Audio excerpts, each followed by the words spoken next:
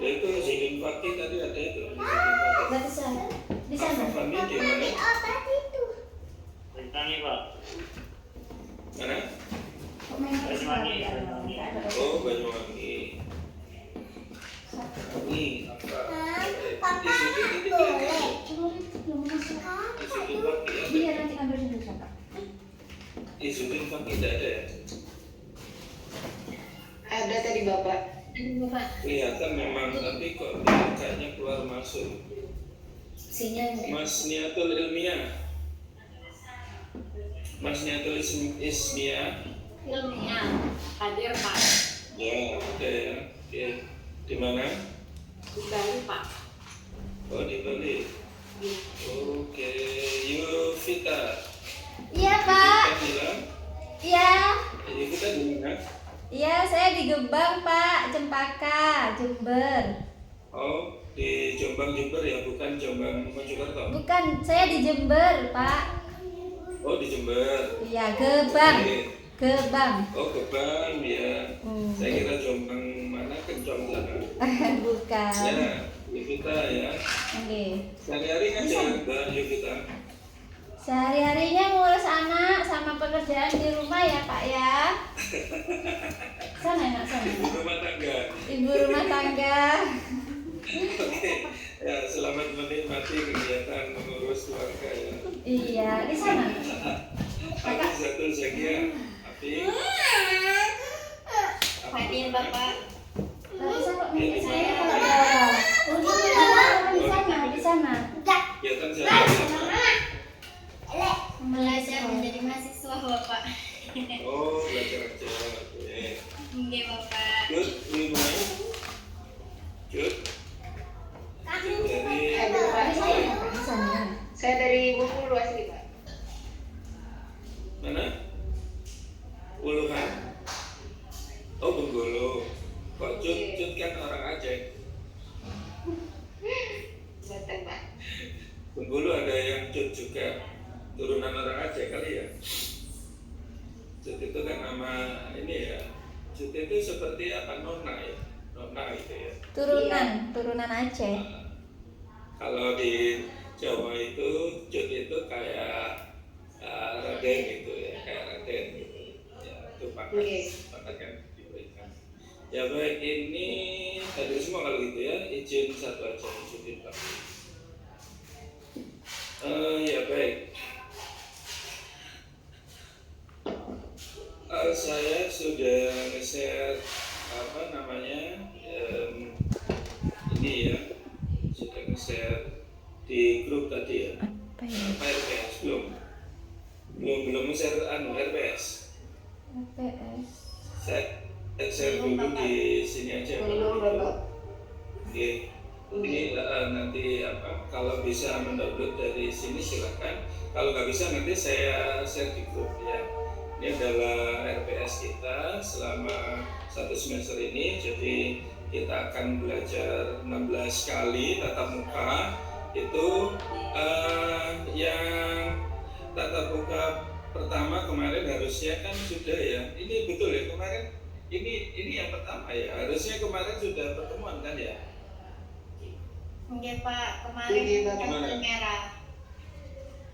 Oh iya, saya lupa, tapi ya saya anggap masuk aja semua, padahal itu itu.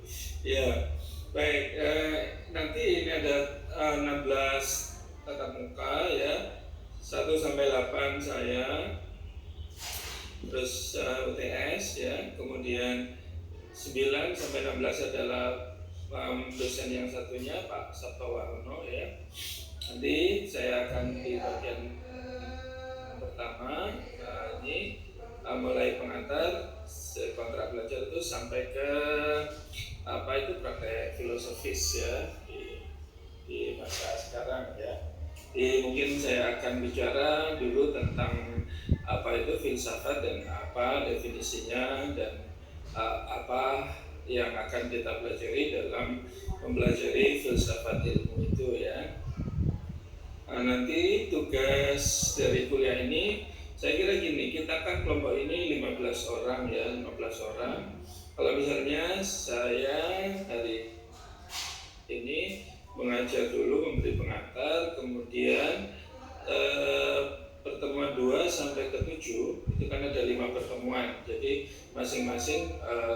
tentang presentasi kelompok ya, akan dibuat kelompok begitu, masing-masing kelompok 3 orang.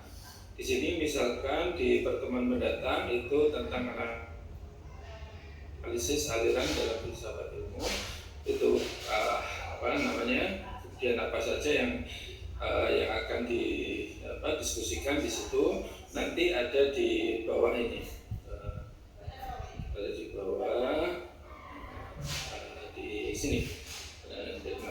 Materinya ada di sini. Jadi pertemuan pertama ini saya mengajak dulu ya, mungkin definisi filsafat dan sebagainya. Nanti kedua sampai ke-7 teman-teman presentasi ya, kelompok. Nanti mungkin di setelah UTS nanti Pak Sabto akan memberikan tugas-tugas untuk penulisan, biasanya artikel nanti terkait dengan filsafat ya.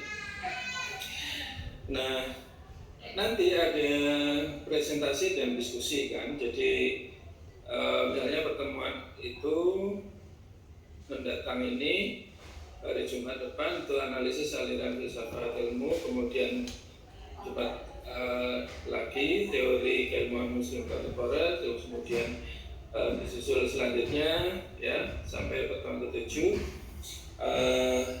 nanti ada presentasi dari kelompok dan ada penjelasan dan tambahan dari saya ya. Jadi saya juga mengajak, tapi teman-teman presentasi terlebih dahulu. Setelah presentasi baru saya akan mengajar nanti setelah jenengan presentasi. Dibuat PowerPoint ya, PPT nanti ya. Tidak terlalu jangan banyak-banyak, mungkin presentasinya maksimal 20 menit lah ya. Setelah itu saya memberi ulasan ya. Tuh, topiknya ada di situ, nanti dipelajari, dibaca di bawah itu. Kemudian nilai nanti nilai MI dan nilai UAS akan kita gabungkan dari penilaian dosen pembina satunya ya, saya dengan Pak Sabto nanti akan. Jangan terlalu khawatir tentang nilai, yang penting rajin masuk saja. Dia presentasi ya normal gitu aja ya, insyaallah akan lancar ya. Baik, ini adalah materi yang akan kita diskusikan selama 1 semester ini. Semester ke depan akan bicara tentang itu. Baik, saya akan nge-share materi. Sampai di sini ada pertanyaan tentang administrasi, tentang tugas-tugas kita.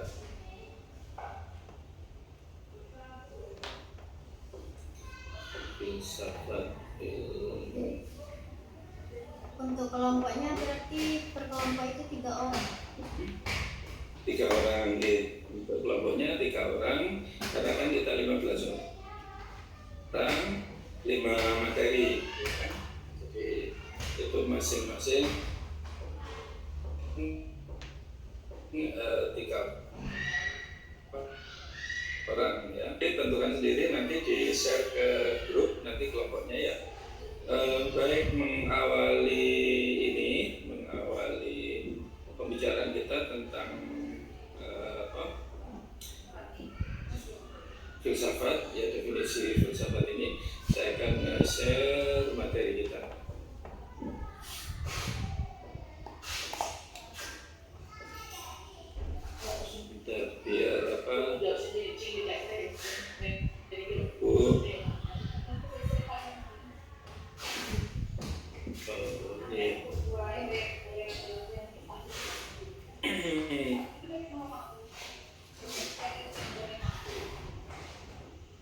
Biar ini ya,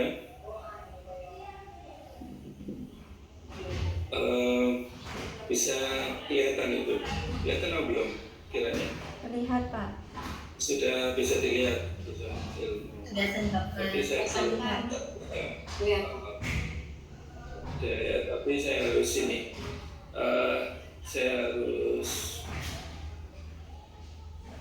kelihatan, nggak kelihatan.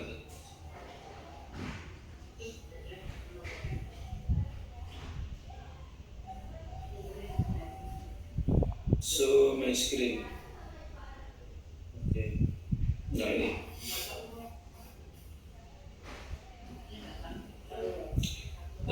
Kok nggak bisa menggeser ya ke bawah.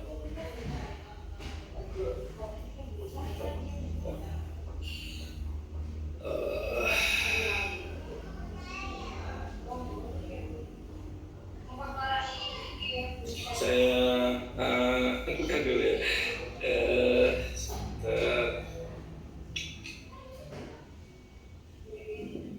Ini memang ada gini ya, sebentar. Ini ya, ini close dulu. Ya, sebentar ya.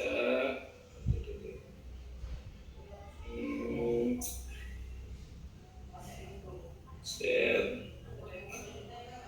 Oke, ini ya. Nah, filsafat ilmu ya. Filsafat ilmu.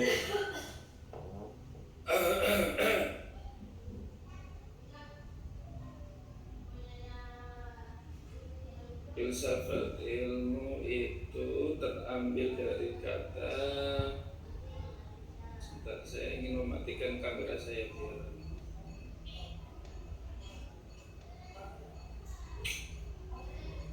Saya matikan dulu kamera saya. Hilang lagi. Bisa ya dilihat ya. Baik. Ya. Jadi batasan filsafat secara etimologis ya, atau lugatan atau ilmu apa itu namanya, kalau kita biasa menganalisis makna kata itu memang berdasarkan dia terambil dari kata apa, berdasarkan kata apa. Yang pertama, secara etimologis kata filsafat itu terambil dari dua kata dalam bahasa Yunani ya, atau Latin ya. Filosofia. Jadi filsafat itu dari kata philos dan sophia. Philos itu artinya cinta dan sophia itu artinya kebijaksanaan. Bukan kebijakan ya, kebijaksanaan itu beda dengan kebijakan. Kalau kebijaksanaan itu adalah wisdom, ya, kata dasarnya adalah wise ya. Maka wisdom itu berbeda dengan kebijakan. Kalau kebijakan adalah sesuatu keputusan yang harus diambil ya, tetapi kalau kebijaksanaan itu adalah wisdom. Jadi filosofi itu bermakna love of wisdom, cinta kebijaksanaan. Nah, dalam makna itu ya, dalam makna love of wisdom itu berarti ketika kita memiliki satu landasan materi, itu setiap materi itu harus memiliki landasan filosofis, landasan filsafat. Jadi landasan filsafat itu sesuatu yang mendasari. Misalnya mengapa kita belajar matematika? Apa filosofisnya? Apa landasan filsafatnya bagi belajar matematika?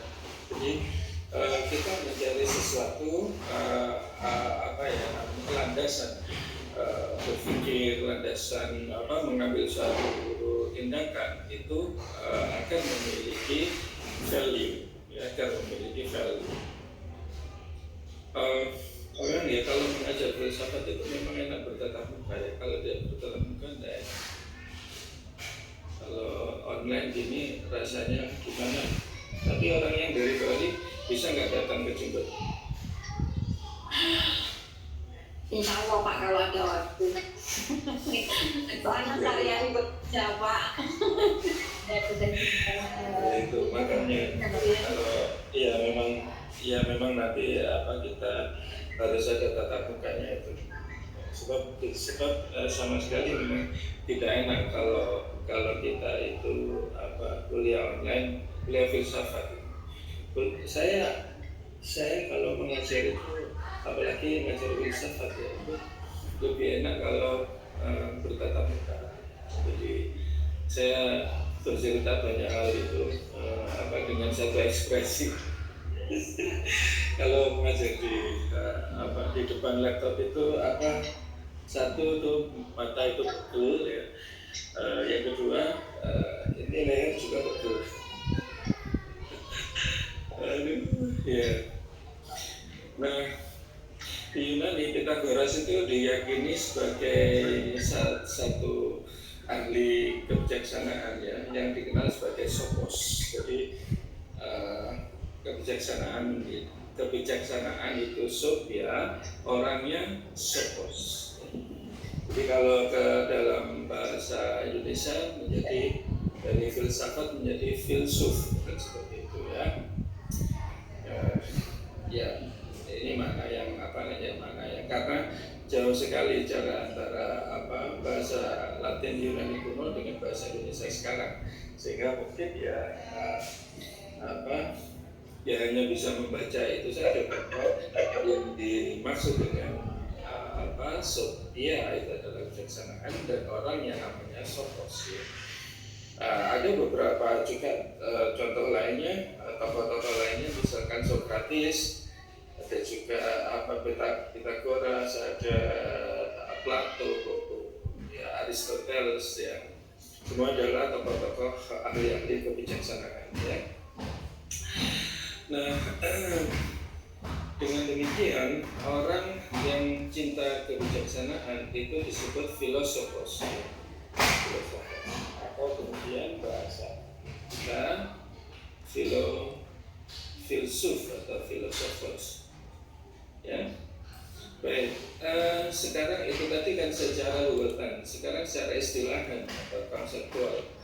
Maka filsafat itu bermakna satu kegiatan ya, yang merupakan pencarian tanpa henti mengenai satu kebijaksanaan dan kebenaran dalam kehidupan ya. Jadi, dan seorang filsuf itu merupakan orang yang mendambakan kebijaksanaan ya.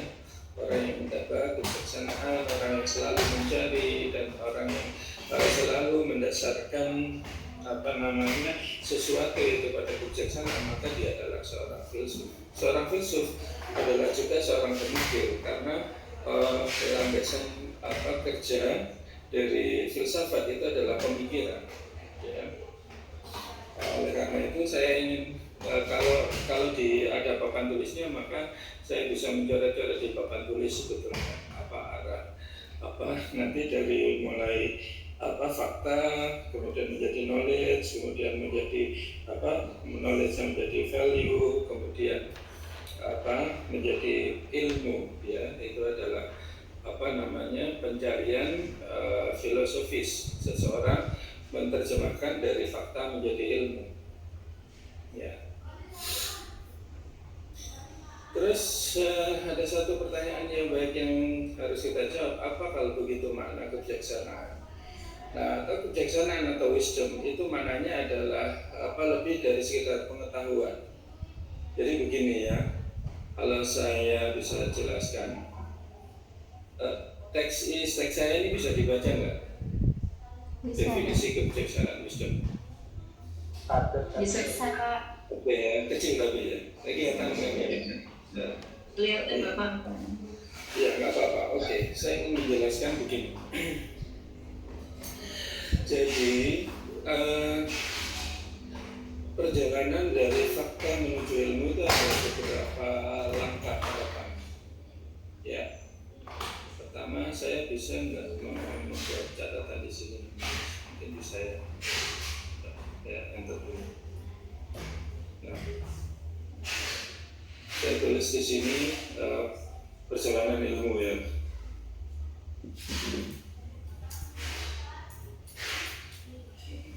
Coba ini ilmu itu diperoleh dari fakta dulu. Jadi contoh ini fakta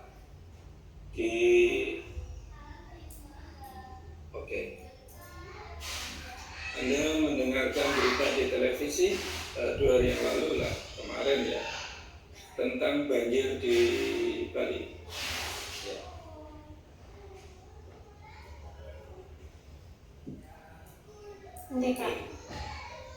Banjir di Bali. Banjir di Bali Bali itu sebagai satu apa fakta Pak? Ada satu fakta banjir di Bali. Anda mengetahui enggak tentang itu? Mengetahui Bapak mengetahuinya dari mana? dari berita televisi. Oke, dari berita televisi, berita-berita di media sosial, ya. Anda mengetahui. Maka fakta banjir di Bali itu menjadi satu pengetahuan. Karena Anda sudah mengetahui satu fakta, yaitu ada banjir di Bali, banjir bandang. Nah, itu Anda tahu. Nah, ya itulah yang dinamakan pengetahuan, karena Anda ada mengetahui sesuatu. Ya, Anda mengetahui, kita mengetahui sesuatu. Ya, mengetahui sesuatu.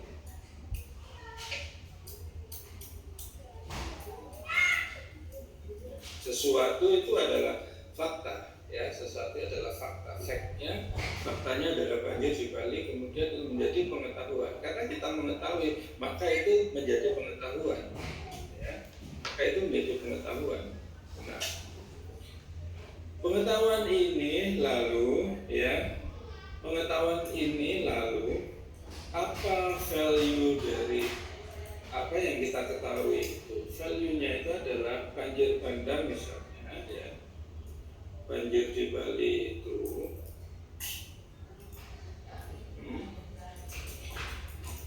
value-nya adalah apa namanya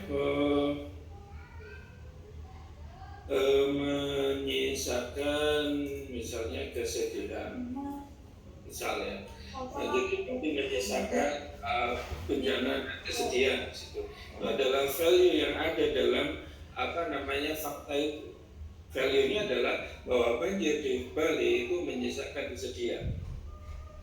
Tapi mengandung value itu mengandung suatu informasi, mengandung sesuatu nilai yang apa yang bisa kita petik dari pelajaran tentang suatu fakta itu. Faktanya adalah Bali banjir dan Bali banjir itu menyisakan suatu kesedihan. Itu adalah value-nya, ya.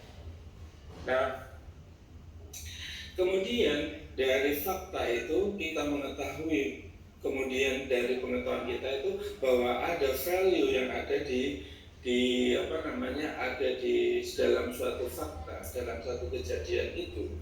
Maka kemudian itu kita rumuskan dalam suatu apa namanya sesuatu yang dapat diambil pelajaran. Sesuatu yang dapat diambil pelajaran itu bisa berupa satu teori, satu keyakinan, ya, sesuatu yang menjelaskan tentang fakta tersebut. Contoh misalnya ya, banjir itu penyebabnya apa? Penyebabnya sungai yang tidak bisa menampung derasnya aliran air, kan? Berarti sungai di sini ilmunya adalah sungai seharusnya bebas dari apa namanya dari hunian, kemudian apa namanya kan di situ ada apa ada rumah apa hunian yang sangat mepet dengan sungai sehingga sungainya berkurang, ya. Sehingga tidak hunian itu tidak mengurangi apa namanya daya air, ya, daya tampung air. Jadi ketika volume air bertambah, ya sungai tetap mampu menampung. Nah, ini adalah ilmu, ya. Jadi dari fakta yang ada itu kemudian fakta berubah menjadi pengetahuan karena kita mengetahui tentang fakta tersebut, ya. Kita mengetahui sesuatu, maka kita lihat apa value dari pengetahuan itu, informasi apa yang ditinggalkan, informasi apa yang diberikan oleh fakta tersebut, maka itu menjadi suatu ilmu, dan ilmu itu mendasari satu teori. Nah, artinya misalnya ada fakta banjir di Bali, itu ada ilmunya seharusnya. Jadi katakan di situ penyebab terjadinya banjir itu, ya, sungai seharusnya bebas dari hunian. Itu salah satu ilmu saja, salah satu faktor saja yang bisa menjelaskan fakta, ya. Yang bisa menjelaskan satu fakta itu boleh banyak, boleh nanti kan akan menjadi satu teori, ya. Ini akan menjadi satu teori. Jadi dari kejadian yang ada di Bali itu melahirkan satu teori bahwa keamanan atau kita memberi daya tampung yang cukup, ya, bagi air itu. Adapun airnya datang itu sangat mendadak dan memang di luar kebiasaan sungai itu. Nah, itu namanya memang bencana yang tidak bisa dihindari, kan itu di luar teori manusia, ya. Tetapi setidaknya dari fakta, dari pengetahuan, dari value itu menghasilkan suatu ilmu, ya. Berarti apa? Ilmu ini berupa sesuatu suatu hasil pemikiran, kan? Jadi ilmu itu hasil pemikiran. Hasil pemikiran, ya, dari pengetahuan kita tentang suatu fakta. Ini ya. Jadi teori itu hasil pemikiran, ya, dari pengetahuan kita tentang suatu fakta itu, ya. Nah, jadi ini yang bisa kita pelajari dari suatu fakta atau suatu kejadian. Faktanya adalah banjir di Bali. Pengetahuannya kita mengetahui dari siaran televisi, dan memang mungkin kejadian di Bali itu kita saksikan dengan mata kepala kita sendiri atau melalui berita-berita yang ditampilkan di media sosial atau apa. Kemudian value-nya adalah informasi apa yang diberikan oleh fakta itu, dan ilmu itu adalah sesuatu yang kita pikirkan, hasil yang mampu kita pikirkan tentang suatu fakta, gitu ya. Ya, melalui satu penelitian, penelitian itu adalah metode saja, kan, gitu ya. Tetapi ini nanti ini untuk membedakan atau, ya, untuk memberikan penjelasan kepada kita bahwa pengetahuan itu berbeda dengan ilmu, ya. Pengetahuan itu adalah apa yang kita ketahui, itu saja. Tapi ilmu itu sudah ada teorinya, ya, sudah ada teorinya, hasil dari pemikiran dan lain sebagainya, ya. Oke. Jadi penjelasan saya dari yang poin kedua ini, kebijaksanaan adalah sesuatu yang melandasi atau mendasari suatu, baik itu ciptaan, creation, peristiwa, fenomena, ya, yang saya sebutkan sebagai fakta tadi, lalu value dan pengetahuan, knowledge, ya. Jadi kesimpulannya, kebijaksanaan itu selalu mencari satu arti terdalam dari sesuatu yang ada atau eksisten. Sesuatu yang ada, yang terjadi, itu kita lihat kebijaksanaannya. Jadi wisdom itu selalu mencari makna terdalam. Kalau tidak mencari makna terdalam, itu berarti bukan wisdom, itu bukan kebijaksanaan. Hanya permukaan kalau begitu, ya. Baik. Nah, selanjutnya kebijaksanaan itu, ya, atau wisdom itu memiliki dua arti. Yang pertama, jadi wisdom itu adalah sesuatu yang memberikan pencerahan, insightful atau insight, ya. Jadi ilmu itu, kebijaksanaan itu, wisdom itu, yang pertama itu memberikan pencerahan. Dan wisdom itu juga memiliki rightness, ya. Sifatnya adalah rightness atau sikap yang benar.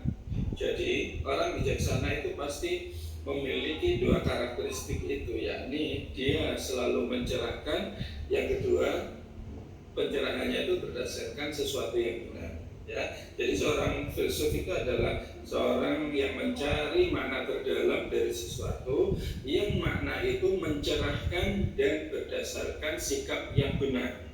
Nah, itu seorang filsuf. Jadi dia memiliki insight, ya, memberikan pencerahan, lalu dia juga berdasarkan sesuatu yang benar atau rightness, dan sikap yang selalu mencari makna terdalam dari sesuatu. Ya, oke. Baik, selanjutnya, filsafat itu lahir dari satu ketakjuban, kekaguman, ya, yang disebut sebagai satu taumasia, ya. Taumasia itu adalah suatu rasa heran, satu rasa keingintahuan yang mendalam tentang sesuatu, ya.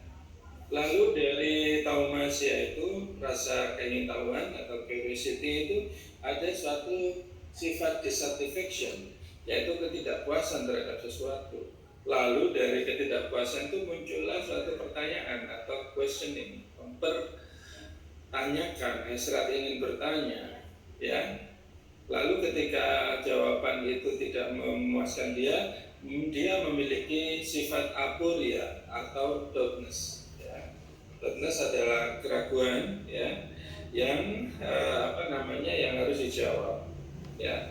Dan seorang yang memiliki karakteristik dari landasan filsafat itu, maka dia memiliki cenderungan untuk metaphysikum, yakni kecenderungan untuk berfilsafat. Jadi manusia itu memiliki kecenderungan untuk berfilsafat, ya. Pastilah nanti anda juga punya kecenderungan berdasarkan ciri-ciri yang saya sebutkan itu, karakteristiknya. Jadi mahasiswa PAI kelas B ini juga cenderung berfilsafat. Baik, ya, karakteristik filsafat sekarang. Nah, ciri dari pemikiran filsafat itu memang spekulatif, yang berangkat dari keheranan itu tadi. Taumasia itu tadi. Taumasia itu menghasilkan suatu pemikiran, ya, atau kesimpulan, atau perenungan yang spekulatif. Apa itu? Ya. Nah, yang kedua, jadi ciri dari pemikiran filsafat itu adalah radikal. Ya, berasal dari kata radix. Radix itu akar, mengakar. Jadi kalau misalnya radikal, orang yang ngebom itu berarti itu penggunaan kata yang salah. Salah dalam penggunaan kata. Radikal itu artinya mengakar, ya, mengagetkan, ya, sesuatu yang kalau mengagetkan. Jadi kalau diberikan itu pemikirannya itu akan mengagetkan, nah itu radikal, ya. Dan seorang filsuf itu selalu mencari asas, selalu mencari landasan dari sesuatu yang paling hakiki dari satu realitas itu apa. Nah, itu jadi karakteristik filsafat itu pasti begitu. Ya, selanjutnya dia memiliki karakteristik kecenderungan untuk memburu kebenaran, ya. Memburu kebenaran. Jadi seorang filsuf itu adalah seorang yang memburu kebenaran. Jadi pemburu kebenaran. Nah, dan dia selalu mencari clarity atau kejelasan tentang satu fakta. Fakta itu akan dicari kejelasannya, baik itu nanti pemikirannya itu bersifat intelektual maupun akademik. Kemudian sifat atau karakteristik yang lain adalah rasional, ya. Jadi orang yang berpikir falsafati itu merupakan orang yang berpikir secara logis, rasional, dan memerlukan satu sistematika, ya, logika dikeluarkan dengan satu sistematika tertentu, ya. Lalu sifat dari penjelasan filsafat itu adalah universal, ya. Jadi dia itu holistik, tidak sebagian-sebagian atau tidak parsial. Jadi kalau misalnya pemikiran filsafat itu diterapkan di Jawa Timur di sini, dia kalau diterapkan di Jerman misalkan itu tidak ada perbedaan, ya, karena karakteristiknya adalah universal. Universal itu maksudnya adalah di seluruh dunia sama, ya. Baik, lalu apa sekarang ruang lingkup dari pembahasan filsafat ilmu itu?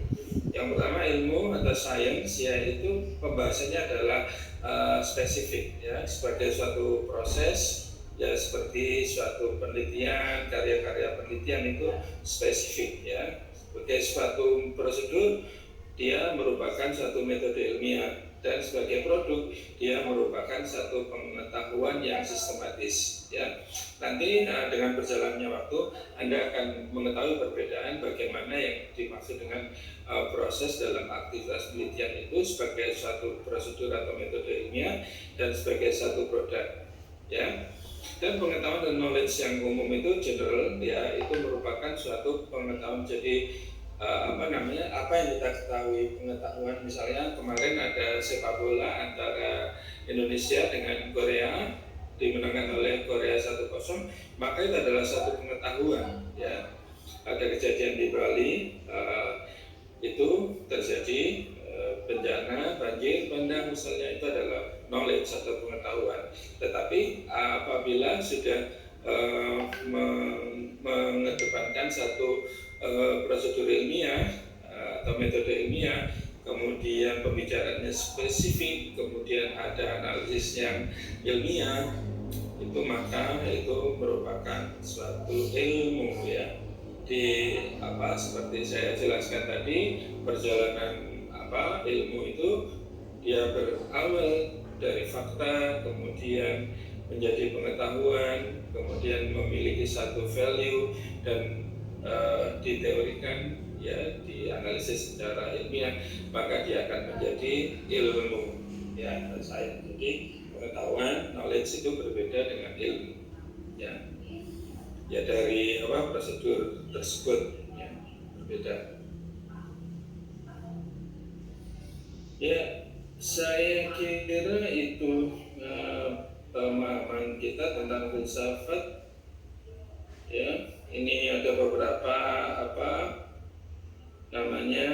definisi yang disampaikan oleh beberapa ahli, misalkan Jerome Rifferts, ada Louis Beck, ada Ernest Benjamin, ada Peter Koss. Ini nanti Anda bisa baca sendiri. Nanti ini akan saya share, ya. Oke, baik. Sampai di sini ada pertanyaan?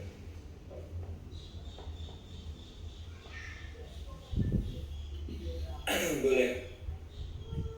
Silakan kalau ada sesuatu yang perlu penjelasan saya.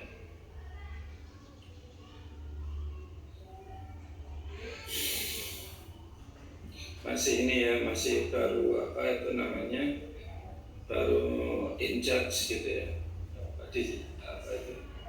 Baru ini, ya. Baru menyesuaikan, ya. Ayo silakan kalau ingin mengetahui lebih dalam. Nah, itu aja makna dan kandungan filsafat. Nanti ke depan Anda akan bicara, kita diskusikan tentang ontologi, epistemologi, dan aksiologi filsafat ilmu, ya. Dan insya Allah minggu depan kita akan mulai dari kelompok 1 akan mendiskusikan tentang itu, ya. Mungkin kajiannya epistemologi filsafat, ya, keilmuan, ya. Ya, oke. Kalau misalnya tidak ada pertanyaan, ya, tentang ini boleh, tentang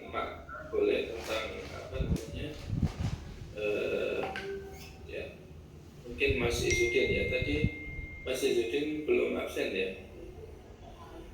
Silakan Izudin. Izudin tadi ya belum masuk kamu ya. Sudah masuk Pak. Oh sudah ya. Mengenai filsafat itu, yang sejauh yang saya ketahui ada filsafat Yunani dan ada filsafat Islamnya. Itu apa perbedaan antara keduanya? Filsafat Islam sama filsafat Islam dan filsafat Yunani. Filsafat Barat ya, filsafat Barat dan filsafat Islam. Ya tentu ya itu akan Anda dalami di di diskusi mungkin minggu depan atau minggu depannya lagi ya. Ya tetapi yang bisa saya sampaikan di sini bahwa perbedaan dulu antara filsafat dengan wahyu ya, sebelum saya menjelaskan filsafat Islam.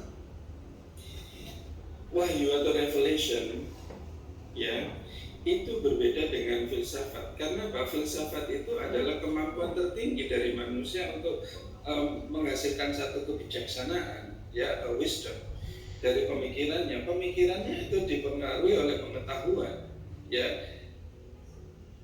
Pengetahuan dia berpikir tentang sesuatu ya.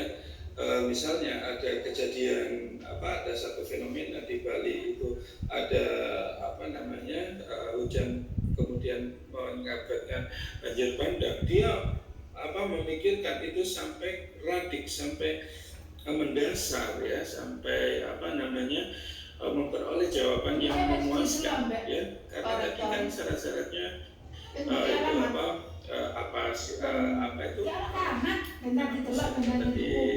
taumasi ya keinginan yang Ya bukan gitu caranya. Itu bener apa enggak kan kenal. Mendalam, yang mendasar, yang radikal ya. Itu menemukan pemikiran tertinggi adalah sumber-sumber yang diketahui dari informasi pengetahuan dia. Misalnya saya menjelaskan ilmu tentang kejadian fenomena banjir bandang di Bali itu. Paling jauh saya memberikan landasan filsafat dari kejadian banjir bandang itu adalah berdasarkan pengetahuan saya, informasi yang ada, berdasarkan value yang ada. Ya enggak? Malah nggak bisa. Bapak udah bayar 75 ya. Kemarin ini bayar 20 juta. Atau revelation. Udah 75 kurang 75. Itu berbeda dengan filsafat. Rasulullah yang sang penerima wahyu. Ya iya ditunggu aja sih Itu tidak pernah berpikir seperti seorang filsuf berpikir. Makanya Rasulullah itu disebut sebagai ummi ya. Ummi itu asli kata itu bermakna keibuan, tetapi ummi itu makna yang lain juga adalah dia tidak bisa menulis dan tidak bisa membaca. Dan dia juga tidak bisa memikirkan sesuatu yang Kami pinjam di bank itu loh, nanti malah nggak bisa bayar, malah punya sambil di mendalam lelang. maknanya. Enggak banyak. Kemudian Berapa?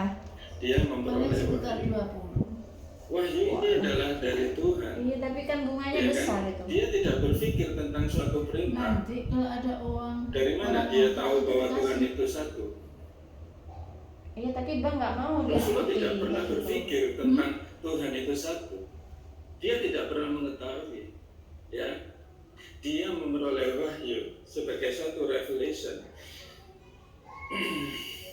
Ya, dia tidak pernah memikirkan itu. Tuhan tidak beranak dan tidak beranak. Tidak beliau ketahui sebelumnya. Tidak beliau pahami. Mulyana nangis Dia memikirkan Tuhan aja tidak Apa pernah. sakit anda yang sampai nggak sampai sakit pinggang, Ya. sampai sakit perut. Karena wahyu Tuhan, wahyu ilahiyah itulah yang membuat dia itu Tahu menjadi tanya mama di mana apa sambil namanya, lagi penyampai Barusan wahyu, karena dia menyampaikan pagi. sesuatu. Dia tidak dikenal sebagai dia hanya dikenal sebagai orang yang jujur, tidak pernah berbohong. Itu saja. Itu adalah syaratnya. Kontrol. Syaratnya menjadi seorang nabi itu jujur, tidak Kita berbohong. sambil Dan nonton yang video kemudian call. Mau bayar, syarat bayar utamanya dulu ya. itu seorang nabi itu tampan ya. Pernah mendengar enggak ada seseorang itu karena saking apa namanya ya menggambar kepada seseorang itu dikatakan dia sebagai nabi. Itu orang dungu, orang tolol, orang tidak punya akal, orang nggak waras itu. Siapa yang kemarin disebut sebagai nabi? Kamu tahu istilah termul enggak? Enggak tahu termul? Tahu enggak kata termul? Masalah kamu enggak pernah mendengar berita, Mas? Enggak pernah medsosan? Najib enggak pernah medsosan? Mas Fatih enggak tahu termul itu apa? Mendengar Pak. Oh, S2 nggak tahu termul.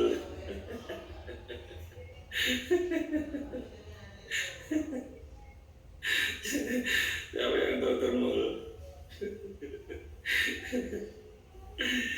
Ya, itu kan ada itu. Orang original. Kader PSI yang menyebut kader PSI itu termul itu pernyataan Mulyono ya. Siap, sampai sini. Mulyono.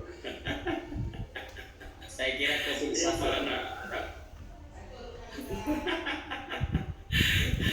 Termul itu bukan filsafat, itu ternak Mulyono. Itu kan anak-anak PSI yang mengatakan Jokowi itu pantas jadi apa nabi itu.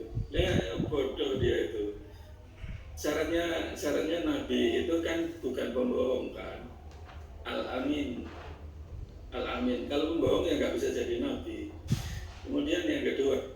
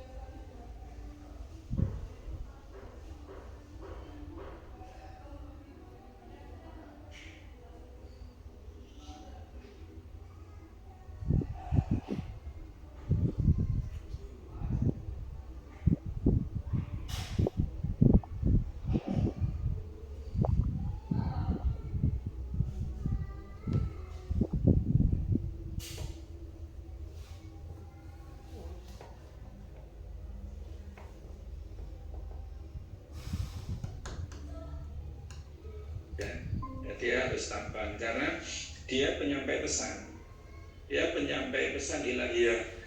Kalau orangnya tidak tampan itu ya orang tidak tertarik kan. Jadi orang itu melihat nabi itu tampan ya, mereka sebelum nabi menyampaikan pesan itu mereka sudah tertarik dengan ketampanan sang nabi.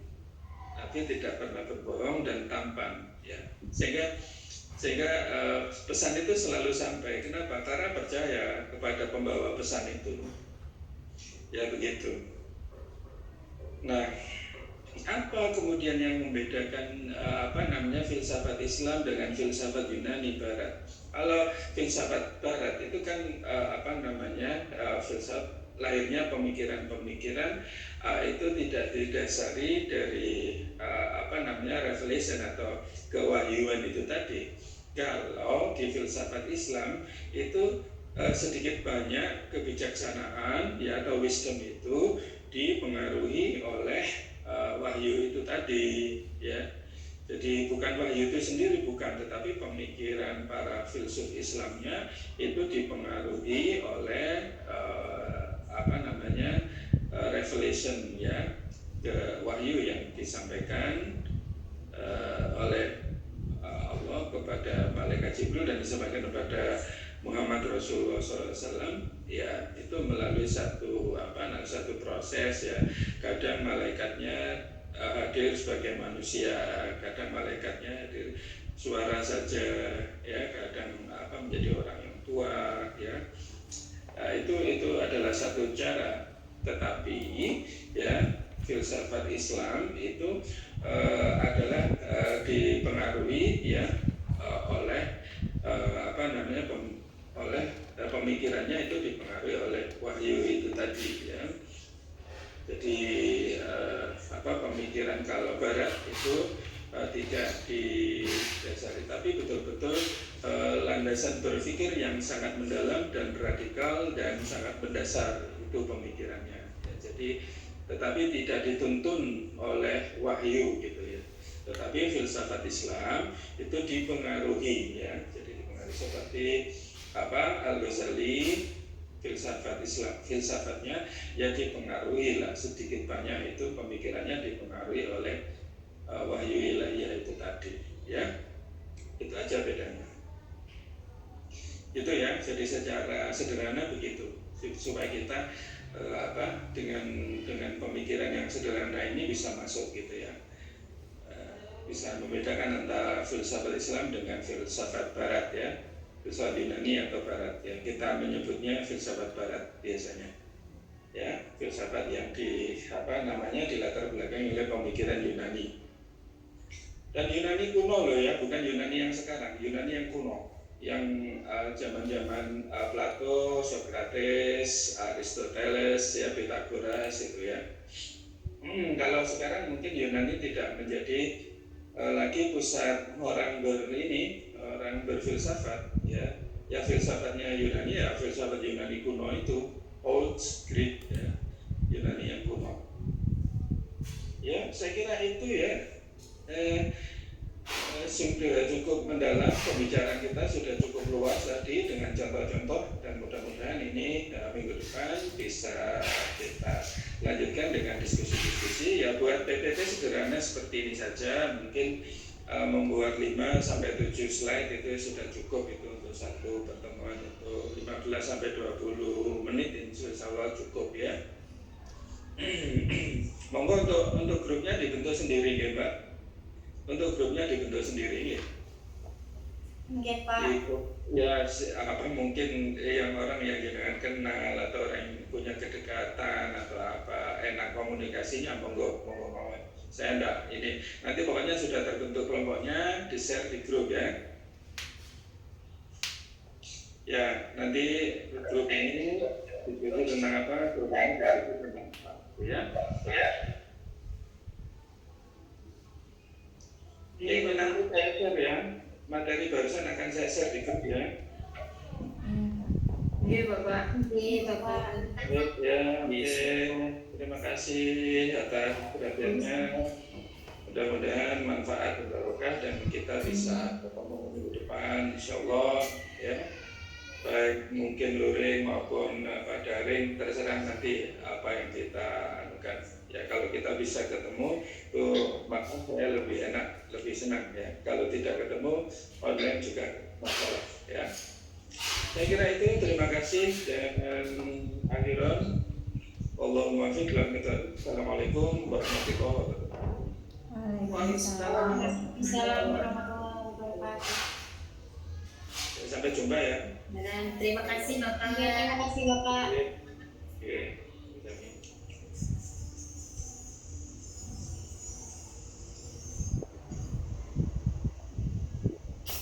Kelihatan.